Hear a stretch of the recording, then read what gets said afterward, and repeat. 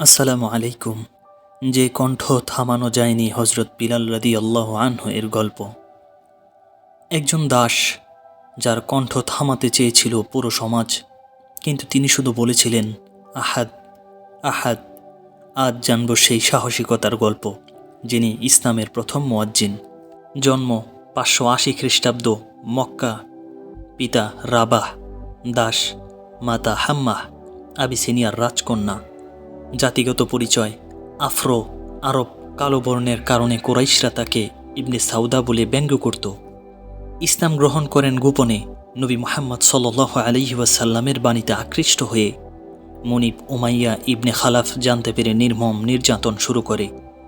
মরুভূমির উত্তপ্ত বালিতে শুইয়ে বুকের ওপর ভারী পাথর চাপিয়ে রাখা, চাবুক, লাঠি, লবণ ছিটিয়ে দেওয়া, ক্ষত স্থানে খাবার বন্ধ, পানিতে চুবিয়ে রাখা, তবুও তার মুখে ছিল একটাই শব্দ, আহাদ আহাদ, এক আল্লাহ।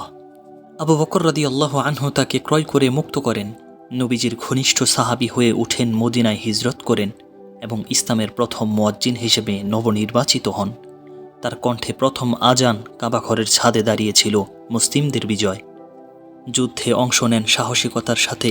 তার প্রাক্তন মনিব উমাইয়া ইবনে খালাফকে যুদ্ধক্ষেত্রে পরাজিত করেন। হজরত বিলাল রাদিয়াল্লাহু আনহু জন্ম নেন সৌদি আরবের পবিত্র মক্কা নগরীতে। জাতিতে তিনি একজন আফ্রো আরব। পিতার নাম রাবাহ আর মায়ের নাম হামামা। তার পিতা একজন কৃতদাস হলেও মা হামামা ছিলেন শাহজাদি। শাহজাদি কেমন করে গোলামের স্ত্রী হলো সেটা জানতে হলে আমাদের আরেকটু পিছনে ফিরে যেতে হবে। শেষ নবী হজরত মুহাম্মদ সাল্লাল্লাহু আলাইহি ওয়াসাল্লাম জন্মগ্রহণ করেছিলেন 570 খ্রিস্টাব্দে। সেই বছরই আবিসিনিয়ার বাদশাহ আব্রাহা তার বিরাট হস্তি বাহিনী নিয়ে পবিত্র মক্কা নগরে আক্রমণ করে। হস্তি বাহিনীর ভয়ে আরবরা ভয়ে আতঙ্কিত হলেও আল্লাহর ঘর রক্ষা করার ব্যবস্থা করলেন আল্লাহ নিজেই। হস্তি বাহিনী সহ আব্রাহা পরাস্ত হল। এই ঘটনার কথা মুসলমানদের পবিত্র ধর্মগ্রন্থ কুরআন শরীফে সূরা ফিলে উল্লেখ করা আছে। আরবি ফিল শব্দের বাংলা অর্থ হাতি। যুদ্ধে পরাজিত হয়ে আব্রাহার সমস্ত বাহিনী পালিয়ে গেল। যারা পালাতে পারল না তারা আরবদের হাতে বন্দী হল। এই বন্দীদেরই একজন ছিলেন বিলাল রাদিয়াল্লাহু আনহু এর মা হামামা। হামামা ছিলেন স্বয়ং বাদশাহ আব্রাহার ভাতিজি, কিন্তু ভাগ্যের ফেরে হলেন দাসী। সম্ভ্রান্ত কুরাইশ বংশের এক ব্যক্তি খলফের ঘরে তার স্থান হলো বাদী হিসেবে। সেখানেই আবিসিনিয়ার আরেক দাস রাবাহ কাজ করত।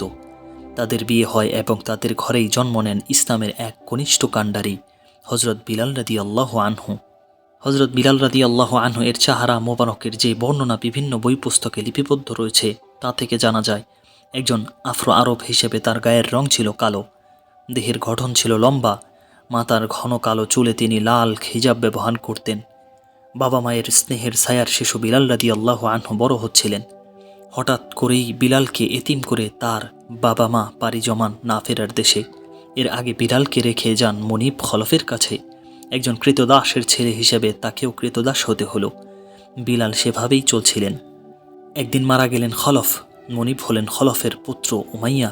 উমাইয়া ছিলেন নির্মম। বিলালের উপর নেমে আসলো অকথ্য নির্যাতন। কিশোর বিলালের কাজে এতটুকু ভুল ত্রুটি পেলেই তার উপর অসহ্য নির্যাতন চালাতেন উমাইয়া। জুলুম আর অত্যাচারের মাত্রা বেড়ে গেলে বিলালের মনে হলো এর নাম মানুষের জীবন নয়, বাঁচতে হলে মানুষের মতন সম্মান নিয়ে বাঁচতে হবে। দুঃখের কথা, মাথা উঁচু করে বাঁচার স্বপ্নের কথা বলতেন বন্ধু আমার ইবনে ইয়াসিন রাদিয়াল্লাহু আনহু এর সাথে। আম্মার রাদিয়াল্লাহু আনহু ও তারই মতো একজন হতভাগ্যকৃত দাস। আম্মার রাদিয়াল্লাহু আনহু পরে নবীজি সাল্লাল্লাহু আলাইহি সাল্লামের প্রিয় সাহাবাদের একজন হয়ে ওঠেন এবং তার হাতেই স্থাপিত হয় ইসলামের প্রথম মসজিদের ভিত্তিপ্রস্তর। হযরত আম্মার রাদিয়াল্লাহু আনহু ভিত্তিপ্রস্তর স্থাপনকৃত মসজিদটি বর্তমান মসজিদে কুবা। আম্মারের ওপর তার মুনিব অত্যাচার চালাতেন। তাকে মরুভূমির তপ্ত বালিতে শুইয়ে শাস্তি দেওয়া হতো। জালিম মুনিবের অত্যাচারেই মৃত্যুবরণ করেছিলেন তার মা বাবা। আম্মারের কাছেই বিলাল রাদিয়াল্লাহু আনহু শুনলেন মহানবী হজরত মুহাম্মদ সাল্লাল্লাহু আলাইহি ওয়াসাল্লামের নাম। দুজনেই সিদ্ধান্ত নিলেন ইসলাম গ্রহণ করবেন। এক সময় সেটা করেও ফেললেন। বিলাল রাদিয়াল্লাহু আনহু ইসলাম গ্রহণের খবর চাপা রইল না। মুনিব উমাইয়া এবার হাজার গুণ ক্ষিপ্ত হলেন। বিলালের উপর চালানো অত্যাচারের মাত্রা চরমে পৌঁছালো। তাকে বলা হলো জন্তুর মতো চার পায়ে চলাফেরা করার জন্য, আদেশ অমান্য করলে শাস্তি। কখনো বা বিলালের গলায় দড়ি বেঁধে ছেলেদের হাতে তুলে দিতেন। ছেলেরা তাকে মক্কার রাস্তায় রাস্তায় টেনে হিঁচড়ে নিয়ে যায়। অজ্ঞান হয়ে যান বিলাল। উমাইয়া বিলালকে লোভ দেখান, ইসলাম ত্যাগ করলেই উঠিয়ে নেবেন শাস্তি, নতবা মাত্রা আরও বাড়বে। কিন্তু বিলাল তার আদর্শ থেকে সরেন না এক চুলও। প্রাণের চেয়েও যে আদর্শ বড়, ফলাফলে আরও ক্ষেপে যান উমাইয়া। নির্যাতন ক্রমাগত বেড়েই চলল। এবার বিলালের বুকে ভারী পাথর চাপিয়ে তাকে মরুভূমির অগ্নি তপ্ত বালুর উপর চিৎ করে শুইয়ে রাখা হলো। বন্ধ করা হলো খাবার, চাবুকের আঘাতে আঘাতের জর্জরিত করা হলো, ক্ষতবিক্ষত দেহে ছিটিয়ে দেওয়া হলো লবণ, কখনো বা চুবিয়ে রাখা হলো পানিতে। অসহ্য যন্ত্রণার কাতর হয়েও নিজের আদর্শকে অস্বীকার করলেন না একটিবারের জন্যও। মনে মনে শুধু আল্লাহর কাছে প্রার্থনা করে যান, একদিন নিশ্চয়ই এই যন্ত্রণার অবসান হবে। বিলালের উপর এই ভয়াবহ নির্যাতনের খবর গেল নবী করিম সাল্লাল্লাহু আলাইহি ওয়াসাল্লামের কাছেও। কেঁদে উঠল তার অন্তর। ভাবতে লাগলেন কি করা যায়। সাহাবীদের সাথে আলোচনা করলেন। হযরত আবু বকর রাদিয়াল্লাহু আনহু নবীজিকে বললেন, যেমন করেই হোক আমি হযরত বিলাল রাদিয়াল্লাহু আনহুকে মুক্ত করে আনবই ইনশাআল্লাহ, যত টাকা লাগে লাগুক। আবু বকর গেলেন উমাইয়ার কাছে, কিন্তু উমাইয়া জানতেন আবু বকর ইসলাম গ্রহণ করেছেন। তিনি বুঝতে পারলেন আবু বকর বিলালকে ক্রয় করে মুক্ত করে দিবেন। তাই তিনি আবু বকরের প্রস্তাবে রাজি হলেন না। হতাশ মনে ফিরে এলেন আবু বকর। এবারে এগিয়ে এলেন নবীজির চাচা হযরত আব্বাস রাদিয়াল্লাহু আনহু। তিনি বললেন, আমি যেহেতু এখনও ইসলাম গ্রহণ করিনি, তাই উমাইয়া আমার কাছে বিলালকে বিক্রি করতেও পারে। তাই হলো। উমাইয়া রাজি হলো, তবে অর্থ নয়, তাকে গোলামের বদলে গোলাম দিতে হবে। তাই সে পেল। এই প্রথম মুক্তির স্বাদ পেলেন বিলাল রাদিয়াল্লাহু আনহু। রাসূল সাল্লাল্লাহু আলাইহি সাল্লামের সহচর্যে তার জীবন শুরু হলো নতুন করে। বিলাল রাদিয়াল্লাহু আনহু যখন ইসলাম গ্রহণ করেন, তৎকালীন ইসলাম অনুসারীর সংখ্যা ছিল হাতে গোনা 10-12 জন। প্রায় আক্রমণ চালানো হতো তাদের ওপর। তাই নবীজি আদেশ দিলেন আবিসিনিয়ায় হিজরতের। সবাই বিলালকে অনুরোধ করল তাদের সাথে যাওয়ার জন্য, কিন্তু প্রাণের নবীকে ছেড়ে বিলাল কোথাও গেলেন না। এর কিছুদিন পর নবীর আদেশে বাধ্য হয়ে মদিনায় হিজরত করলেন। কিছুদিন পরের কথা, নবীজি সাল্লাল্লাহু আলাইহি সাল্লাম মদিনা সফরে গেলেন। নামাজ পড়ার জন্য মসজিদ তৈরি হলো, কিন্তু সমস্যা দেখা দিল লোকজনকে একত্রিত করা নিয়ে। কি করা যায় তা নিয়ে ভাবতে লাগলেন সবাই। একদিন নবীজির আরেকজন প্রিয় সাহাবা আব্দুল্লাহ বিন জায়েদ রাদিয়াল্লাহু আনহু স্বপ্নাদেশের মাধ্যমে আজানের কথাগুলো শুনলেন। নবীজিকে শোনাতেই তার পছন্দ হলো। তিনি আব্দুল্লাহ বিন জায়েদকে আদেশ দিলেন বিলাল রাদিয়াল্লাহু আনহুকে কথাগুলো শিখিয়ে দেওয়ার জন্য। বিলাল রাদিয়াল্লাহু আনহু এর কণ্ঠস্বর অত্যন্ত সুরেলা এবং মিষ্টি হওয়ায় নবীজি সাল্লাল্লাহু আলাইহি সাল্লাম বললেন, বিলালই হবে ইসলামের প্রথম মুয়াজ্জিন। তারপর থেকে বিলালের আজানেই আল্লাহর দরবারে হাজিরা দিত সকল ধর্মপ্রাণ মুসলিম। তার আজানে মন এক অদ্ভুত পবিত্রতায় ছেয়ে যেত। মহানবী সাল্লাল্লাহু আলাইহি সাল্লামের ইন্তেকালের আগ পর্যন্ত মসজিদ নববীতে টানা 11 বছর আজান দিয়েছেন বিলাল রাদিয়াল্লাহু আনহু। বিলাল রাদিয়াল্লাহু আনহু ইসলামের প্রতি তার ভালোবাসা, ত্যাগ আর নিষ্ঠার পুরস্কার স্বরূপ লাভ করলেন সারা মুসলিম জাহানের প্রথম মুয়াজ্জিন হওয়ার গৌরব।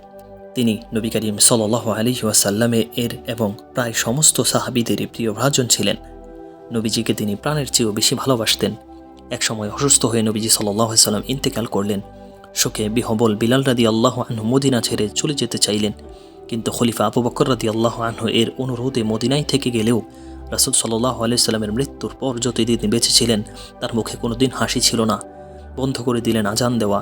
সিরিয়ার যুদ্ধের সময় সেখানে পাড়ি জমালেন, বীরত্বের সাথে অংশ নিলেন জিহাদে।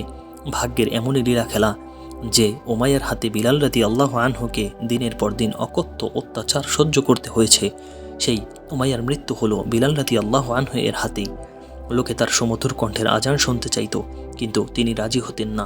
শেষমেশ খলিফার অনুরোধ রাখতে গিয়ে রাজি হলেন ঠিকই, কিন্তু সম্পূর্ণ আজান শেষ করার সাথে সাথেই বেহুশ হয়ে গেলেন। তারপর তার আজান দেওয়া একেবারেই বন্ধ হয়ে গেল। যেখানে তার প্রাণের নবীজি নেই সেখানে তিনি কেমন করে আজান দিবেন? আজান দেওয়ার জন্য অনুরোধ করতে বলতেন। আমি যখন আজান দিব তখন আশহাদু আল্লা ইলাহা ইল্লাল্লাহ বলার সময় পর্যন্ত ঠিক থাকতে পারলেও এরপর আমি নিজেকে নিয়ন্ত্রণ করতে পারবো না। আশহাদু আন্না মুহাম্মাদুর রাসূলুল্লাহ বলার সময় মসজিদের মিম্বারের দিকে তাকালে মহানবী সাল্লাল্লাহু আলাইহি সাল্লামকে দেখব না। তখন সহ্য করা আমার পক্ষে সম্ভব নয়। তবুও সাহাবীরা তাকে অনুরোধ করল, কিন্তু বিলাল রাদিয়াল্লাহু আনহু আগের মতোই নিশ্চল। এবার সাহাবীরা অন্য এক উপায় বের করল। নবীজির দুই দৌহিত্র হযরত হাসান রাদিয়াল্লাহু আনহু এবং হযরত হুসাইন রাদিয়াল্লাহু আনহুকে ধরলেন বিলাল রাদিয়াল্লাহু আনহুকে আজান দিতে অনুরোধ করার জন্য। তাদের অনুরোধ বিলাল রাদিয়াল্লাহু আনহু ফেলতে পারলেন না। এই ছিল তার শেষ আজান। এই আজান তিনি আর শেষ করতে পারেননি। আজানের মাঝেই অজ্ঞান হয়ে যান। ফাউলানে বিলাল রাদিয়াল্লাহু আনহু এর কবর মোবারক। এরপর মদিনা ছেড়ে তিনি চলে গেলেন সিরিয়ায়। রাসূল সাল্লাল্লাহু আলাইহি সাল্লামকে ছাড়া তার জীবন অসহনীয় হয়ে উঠেছিল। একসময় চিরবিদায়ের ডাক এলো। দামেস্কের ফাউলান নামক স্থানে 641 খ্রিস্টাব্দে মৃত্যুবরণ করলেন ইসলামের প্রথম মুয়াজ্জিন হযরত বিলাল রাদিয়াল্লাহু আনহু। দাফন করা হলো ফাউলানের বাবুস সাগীর গুরুস্থানে। আল্লাহর রাস্তা আর নিজের আদর্শের জন্য আমরণ লড়াই করে যাওয়া সেই অকতভীয় বীর সৈনিক আজও সেখানেই চিরনিদ্রায় শায়িত আছেন। যতদিন এই আজানের ধ্বনি বাজবে ততদিন তিনিও বেঁচে থাকবেন মানুষের অন্তরে। সুপ্রিয় দর্শক মণ্ডলী, আশা করি আজকের এই ভিডিওটি আপনাদের কাছে ভালোই লেগেছে। ভিডিওটি ভালো লাগলে ভিডিওতে লাইক, কমেন্ট, শেয়ার এবং অবশ্যই চ্যানেলটাকে সাবস্ক্রাইব করতে ভুলবেন না। ধন্যবাদ। আসসালামু আলাইকুম ওয়া রাহমাতুল্লাহ।